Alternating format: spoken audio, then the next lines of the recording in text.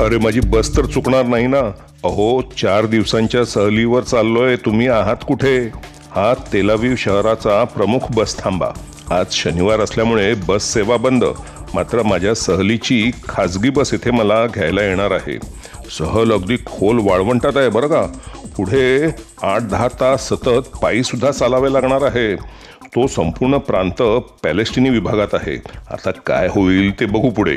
सहलीला पोरी पण येणार आहेत असं ऐकलंय. हे 4 दिवसांचे सामान, कपडे, जांघ्या, बॉडी सगळे मोजून घेतलेत. ही सहल प्रत्येकाला जमण्यासारखी नाही बरं का. त्यामुळे आम्ही काही मोजकेच आलो आहोत. आता मला तरी पुढे 25 किलोमीटर पायी चाल जमते की नाही ते पण कळेल. दुपारी गरम पण जाम होणार, ते पण वाळवंटात.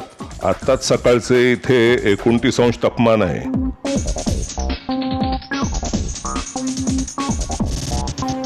इस्रायलची हद्द सोडण्यापूर्वी आताच इथे बऱ्यापैकी झटपट नाश्ता करू.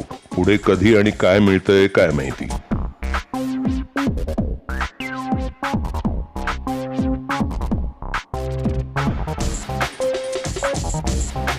चामारी कॉफी आणि नाश्त्याला रांग बघा किती.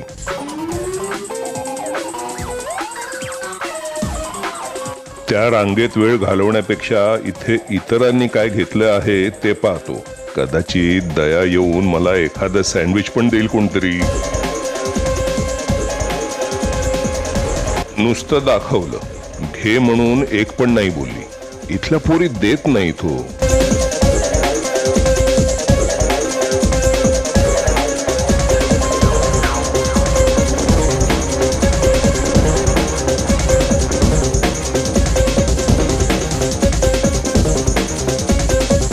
ही भिंत दिसत आहे, ही इस्रायल आणि पॅलेस्टाईन मधील हद्द.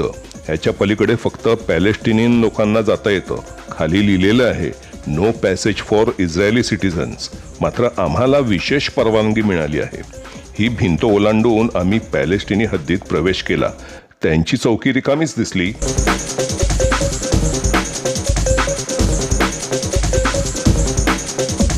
ही 60 वर्षांपूर्वीची जॉर्डन सैन्याची छावणी. यापुढे अगदी ते पुस्तकात अरबी वाळवंट रंगवतात ना तसं आहे. वाटेमध्येच उंट. एका उंटाने लावली आमच्याबरोबर शर्यत.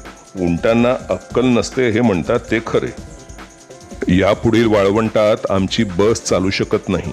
येथे जीप, उंट, गाढव किंवा आमच्यासारखे पायी चालणारे गाढव. यापुढे आमचे 4 दिवसांचे ओझे आम्हाला सतत पाठीवर उचलावे लागणार. ही येथील वाळवंटात राहणाऱ्या अरबांच्या बेडुईन जमातीची मुले. बेडुईन मुसलमान, मात्र वंजारी हा प्रकार. इथे मुलांना खेळणे जसे बॅट, चेंडू, बाहुल्या हा प्रकारच माहीत नाही. खेळायला सावली नाही, चढायला झाडे नाहीत. एकदा की सूर्य मावळला की गुडूप अंधार आणि स्मशान शांतता. वीज नाही, पाणी सुद्धा इथे शहरातून आठवड्यातून एकदा आणतात.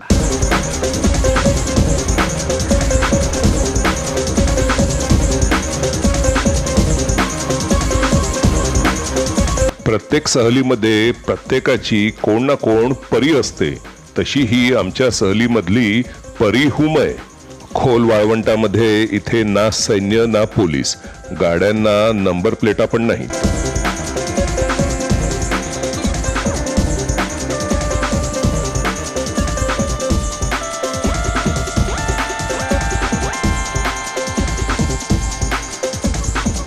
ही 2 गावांमधील एका माणसाची चौकी. वाळवंटातील धुळीच्या वादळांपासून संरक्षण म्हणून येथील गावे अशा खोलगट विभागात असतात. गाव म्हणजे काय हो, 4-5 लोकांची एकत्रित वसाहत. इथे गवताची एक पात नसून सुद्धा एवढ्या शेळ्या कशा हा प्रश्न त्यांना विचारायला विसरलो. शेळीचं दूध, त्यापासून केलेले पदार्थ, दही, चीज, शेळीचे मांस यावर त्यांचं पोट भरतं. या वाळवंटात शेती करणार कसे होते? त्यांना खायला काहीतरी धान्य दिलंय. मी पण चाखून बघितलं. इस्रायलमध्ये सुद्धा या जमातीची मोठी वस्ती आहे. तेथे अनेकांचे शहरीकरण झाले आहे. इस्रायली सैन्यामध्ये मुसलमान सैनिक हे ऐकून अनेकांना विचित्र वाटते. मात्र इस्रायलमधील बेडुईन मुसलमान असून सुद्धा त्यांची काही घराणी परंपरागत इस्रायली सैन्यात ज्यू सैनिकांशी खांद्याला खांदा लावून अभिमानाने लढतात. अहो, शेळी तुमचे दार खात आहे. इथे येण्यापूर्वी त्या अरबांच्या बायका आत खोलीमध्ये गेल्या. त्यांचे फोटो सुद्धा काढू नयेत अशी विनंती आम्हाला करण्यात आली होती. मात्र इथे एवढ्या गोऱ्या मांड्या फाकवलेल्या असताना आम्ही त्यांच्या बायकांचे फोटो का बरे काढू? नाही, म्हणजे तुम्हीच सांगा माझे काही चुकले वगैरे असेल तर. आपल्याकडे रुमाली रोटी असते ना, तो हा प्रकार. आणि हे लाबाने म्हणजे एका प्रकारचे चीज. सगळीकडे शेळ्याच शेळ्या, कुत्र एक पण दिसत नाही. ही शेळ्यांची बाग. कुठे चाललीस? शिर, गाडीत शिर, आपलीच गाडी आहे. मुलांना नवीन सवंगडी मिळाले. झालं, चला आता जेवढं उतरून आलं तेवढा परत वर चढत जायचंय आणि आणखीन वाळवंट पार करायचं आहे. आणखीन 4 तासाने आम्ही आमच्या छावणीमध्ये पोहोचू.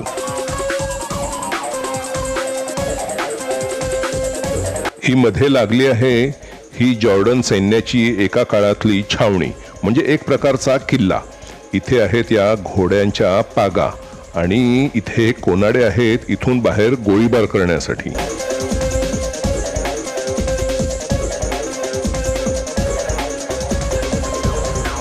हा भारतातला स्वस्तिक नाही बरं का, हा हिटलरचा स्वस्तिक, म्हणजे ज्यू लोकांच्या विरुद्ध, म्हणून इथल्या लोकांनी इथे तो रंगवलेला आहे. चला, गाढव पुढे आणि आम्ही मागे.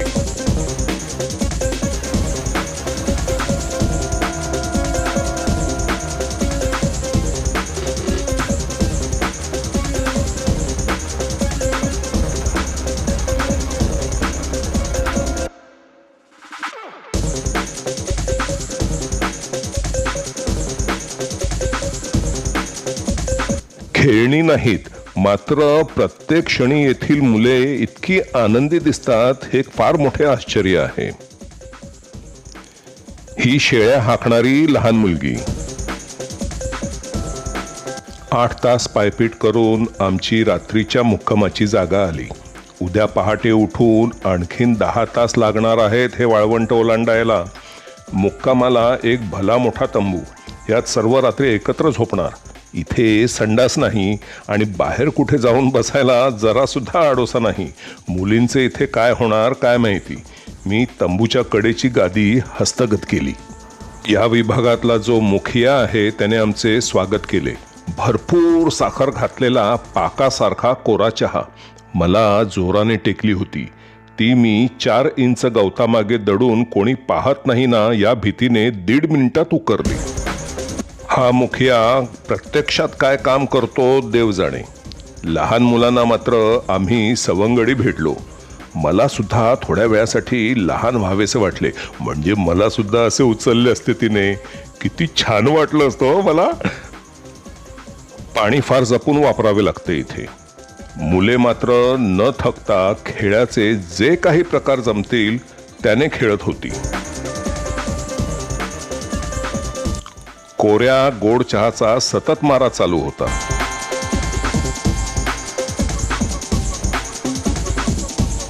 मी परत लहान होण्याचा प्रयत्न केला, म्हणजे मला पण टाळी मिळाली असती नाही का.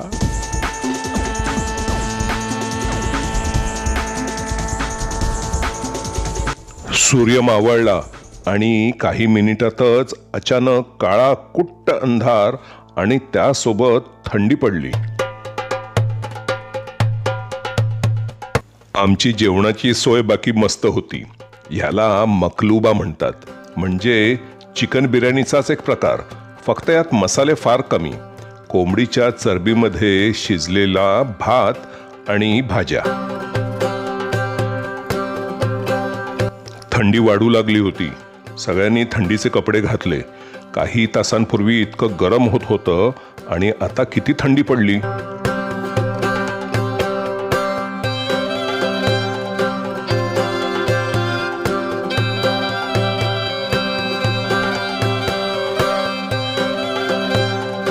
जेवणानंतर एक भयंकर गोड असा पदार्थ बनवायला सुरुवात झाली. याला क्नाफे म्हणतात. शेळीच्या दुधाचे चीज, सोबत साखर आणि वरून पुन्हा साखरेचा पाक.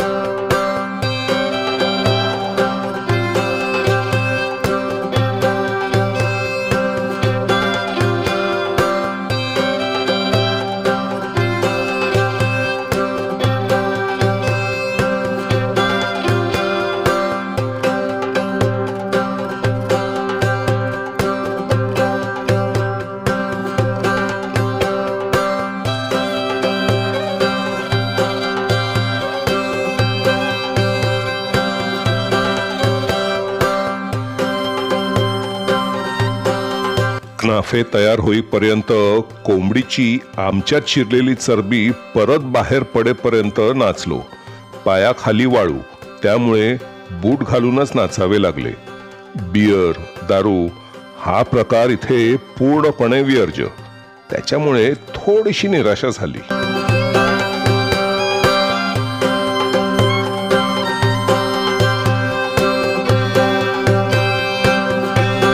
खालून साखर आणि वरून साखरेचा पाक.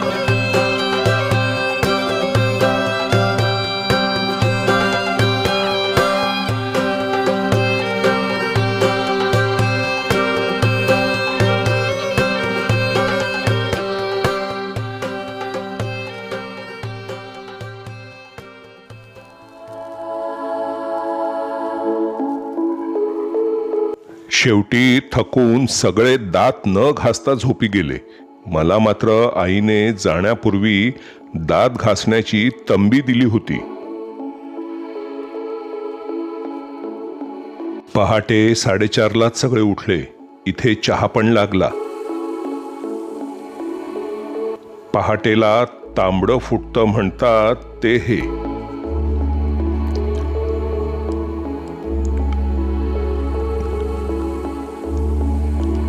गुळणी एवढ्या पाण्याने संपूर्ण तोंड धुतलं. 6 वाजले आणि वाळवंटात कडक ऊन पसरले. आम्ही झटपट गाशा गुंडाळून निघालो. सूर्यास्त होण्याआधी संपूर्ण वाळवंट पार व्हायलाच हवे.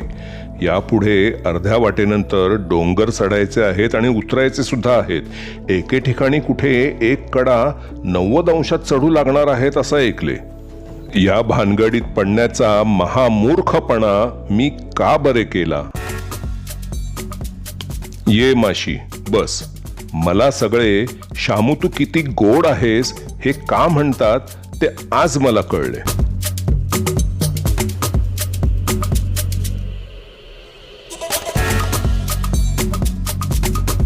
ये ग बये ये, थलथलत ये.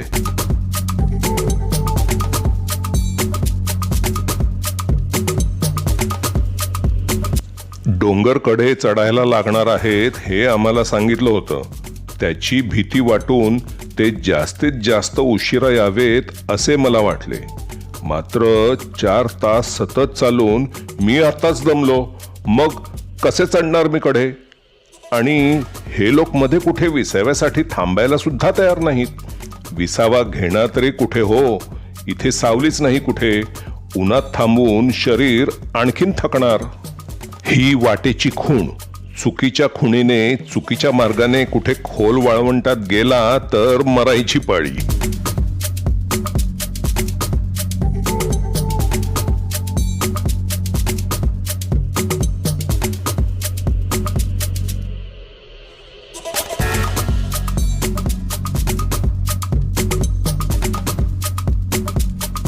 एकदाचे थांबले बुवा.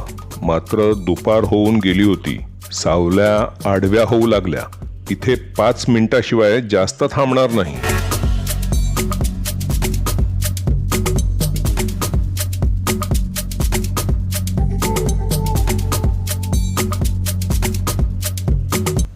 इथे वाळवंटात कुठेतरी आम्ही पॅलेस्टिनी हद्दीतून पुन्हा इस्रायली हद्दीत आलो. खाली दिसत आहे तो मृत समुद्र. मराठीमध्ये आपण त्याला डेड सी म्हणतो नाही का. असे हेलिकॉप्टर मधून दिसणारे दृश्य मी पहिल्यांदाच बघत आहे. तिथे खाली पाण्यामध्ये मी किती वेळा गेलेलो आहे.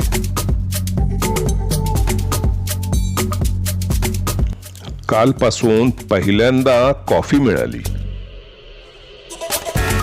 आता तुम्हाला वाटत असेल की उतरत उतरत खाली जाणार. हो, तसं नाहीये. मार्ग वर खाली असतो. काही ठिकाणी उतरावं लागणार आणि मग परत वर चढावं लागणार आणि मग परत उतरायचं म्हणतात. कशाला बरं आलो मी इथे काय माहिती.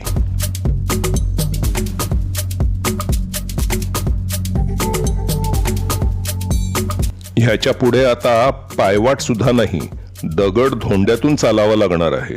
माझी ढोपरं आताच कामातून गेली.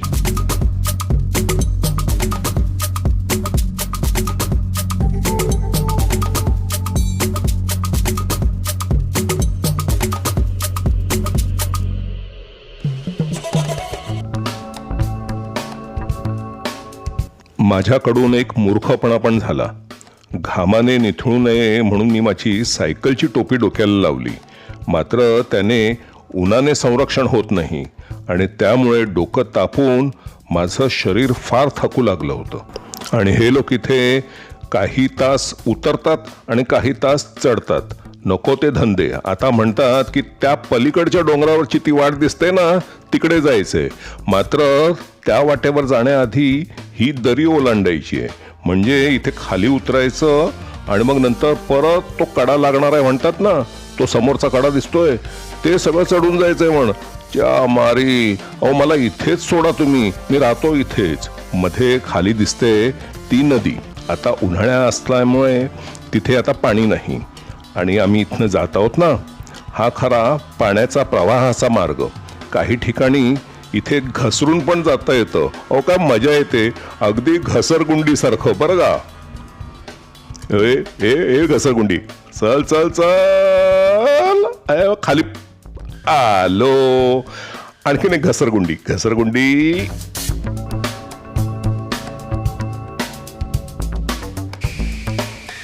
च्या मारी, इथे हात सटकला तर खाली जायचो एकदम. आणि हे आहे पण अगदी किती गरम हो इथे. उन्हाने तापलंय सगळं. हातामध्ये काहीतरी ग्लोव्ज घालायला पाहिजे होते. अरे सांभाळून रे बाबा, खाली दिसते ना, 4 माळे खाली जाशील.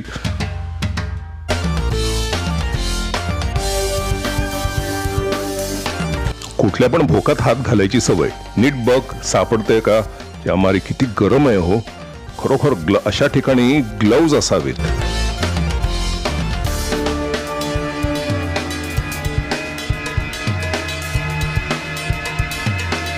तो बघा घसरला, पडला.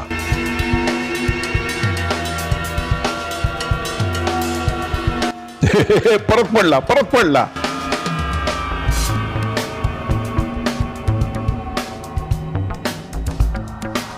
हा आहे धबधबा. इथनं पाणी कड्यावरून खाली कोसळतं. म्हणजे आम्ही आता खरे दरीच्या खोल पात्रामध्ये कुठेतरी आहोत. जमीन तिकडे वर आहे.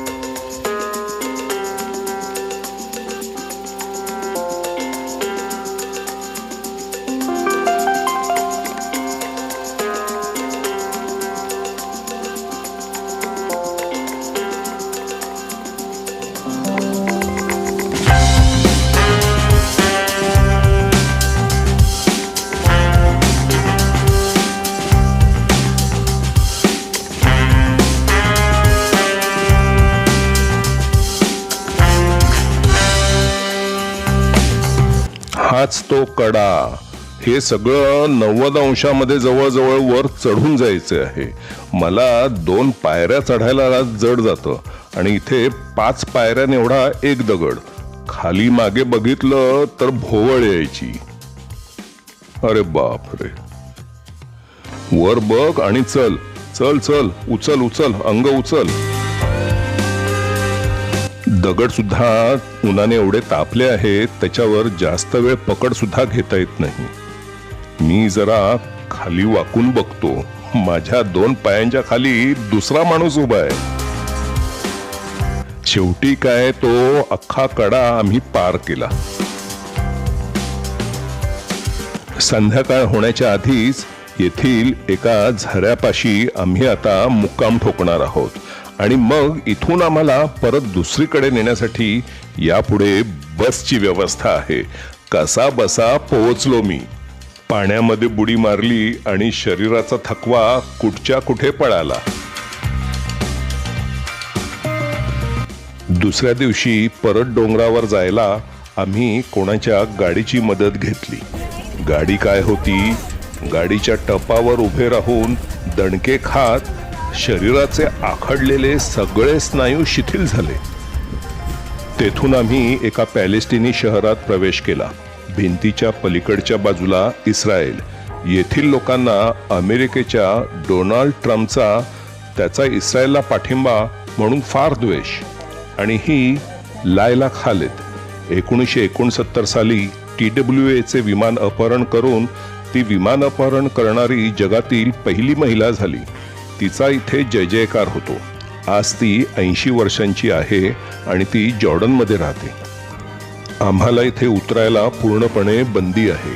मात्र माझ्या फोन आणि कॅमेऱ्याच्या बॅटऱ्या संपत आल्या आहेत. शहराच्या उपनगरात उतरायला मिळाले की कुठेतरी उपहारगृहात बसून बॅटऱ्या चार्ज करण्यासाठी मी इतरांपासून वेगळा झालो. माझ्या मागे फडकत आहे तो पॅलेस्टाईनचा झेंडा. इथे उपनगर असल्यामुळे नेमके उपहारगृह कुठे ते सापडत नाही. गेले 2 दिवस वाळवंटात पण वीज नव्हती. दुकाने आहेत हो, मात्र तिथे किती वेळ उभे राहणार. इथे जवळच पोलीस चौकी दिसत आहे. घेता का हो मला आतमध्ये? 2 तासासाठी फोन चार्ज होईपर्यंत. उजवीकडे आहे तो अबू माझन, पॅलेस्टाईनचा अध्यक्ष. डावीकडे यासर अराफातला तुम्ही ओळखले असेलच, हा इथला फलाफेलवाला. हे इथे चपट्या कढईमध्ये तळतात. इस्रायलमध्ये कसे यंत्र असतात तळण्यासाठी. पिवळ्या टॅक्स्या मला बघायला फार आवडतात. न्यूयॉर्कची आठवण येते. ही कामाला जाण्यासाठी टॅक्सीची वाट बघत असावी आणि ह्यांना बहुधा कामच नसावं. ह्या इथे कामाला जाणाऱ्या बायका आणि ह्या इथल्या कामाला जाणाऱ्या सुंदर बायका. नको रे बाबा, इथे पोलीस दिसत आहे. काय नाही, त्यांच्या आपापसात गप्पा चालल्यात. अरे, बाई चालवते गाडी. वेळेच्या अभावी म्हणा किंवा थोड्याशा भीतीने म्हणा किंवा माझ्याकडे पुरेशी बॅटरी नव्हती म्हणून म्हणा, मी इथे व्हिडिओ काढायच्या ऐवजी झटपट फोटो काढले. झेब्रा क्रॉसिंगवर इस्रायल प्रमाणेच गाड्या थांबवतात हे पाहून मला जरा आश्चर्य सुद्धा वाटले. From India. India, la mascara, Waru, Shahrukh Khan, Shahrukh Khan. You're so tall. My brother. Thank you. ही जागा आहे अमुकाता. यासर अराफात या ठिकाणाहून कारभार चालवायचा. इस्रायलचे माजी पंतप्रधान आरियल शरोन यांनी इथे सैन्य घुसवले होते आणि यासर अराफातला काही महिने नजरकैदेत ठेवले होते. त्या वेळात इस्रायलने त्याच्यावर विषप्रयोग केला अशी अफवा सुद्धा आहे, कारण नंतर अगदी किरकोळ आजाराने तो मेला. मला इथे व्हिडिओ काढण्यास खरे म्हटले तर बंदी आहे. तर जर परत पोचलो तर भेटू.